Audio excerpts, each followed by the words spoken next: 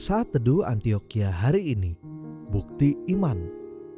Bacaan hari ini diambil dari 1 Petrus 4 ayat 1 sampai 2. Jadi, karena Kristus telah menderita penderitaan badani, kamu pun harus juga mempersenjatai dirimu dengan pikiran yang demikian.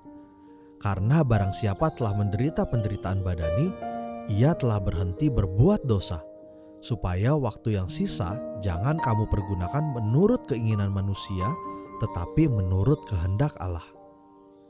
Kita sering mendengar keluhan orang Kristen tentang kekalahan atas dosa hingga berulang-ulang kali, sehingga tidak mengalami kemenangan.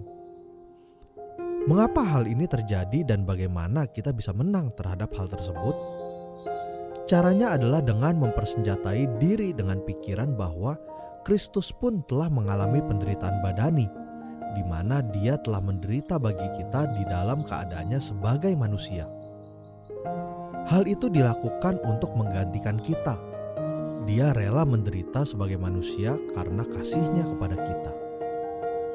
Menyadari hal itu, kita juga harus mau dan rela untuk mematikan kodrat manusia kita yang cemar.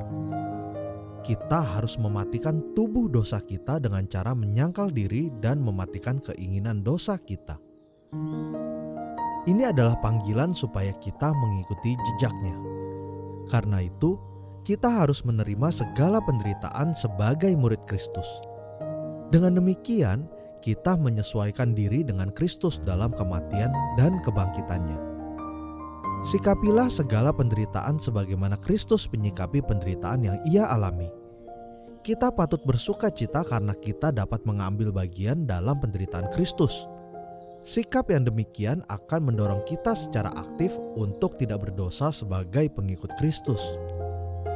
Hal ini membuktikan bagaimana kita telah dibebaskan dari kuasa dosa dan benar-benar menjadi ciptaan baru di dalam Kristus. Saudara, mari kita renungkan bersama. Sebagai orang Kristen yang saleh, apakah kita benar-benar telah meneladani Kristus dalam kehidupan kita setiap hari? Apakah kita sudah mencerminkan hidup yang baru dan menang terhadap keinginan dosa? Ingatlah bahwa kita telah dipulihkan di dalam Kristus. Karena itu kita harus mengambil pilihan yang benar dalam menjalani hidup. Janganlah kita menjadi budak dosa lagi, tetapi hiduplah di dalam Kristus dengan penuh iman. Mari kita berdoa. Tuhan, kami bersyukur Engkau telah berkorban bagi kami, sehingga kami dibenarkan dan dipulihkan. Karena itu, kami mau meneladani dan mengikuti jejak-Mu dengan mematikan segala keinginan dosa dan memilih untuk berjalan bersama-Mu. Dalam nama Tuhan Yesus, amin. Sekian Saat Teduh Antioquia hari ini. Tuhan Yesus memberkati.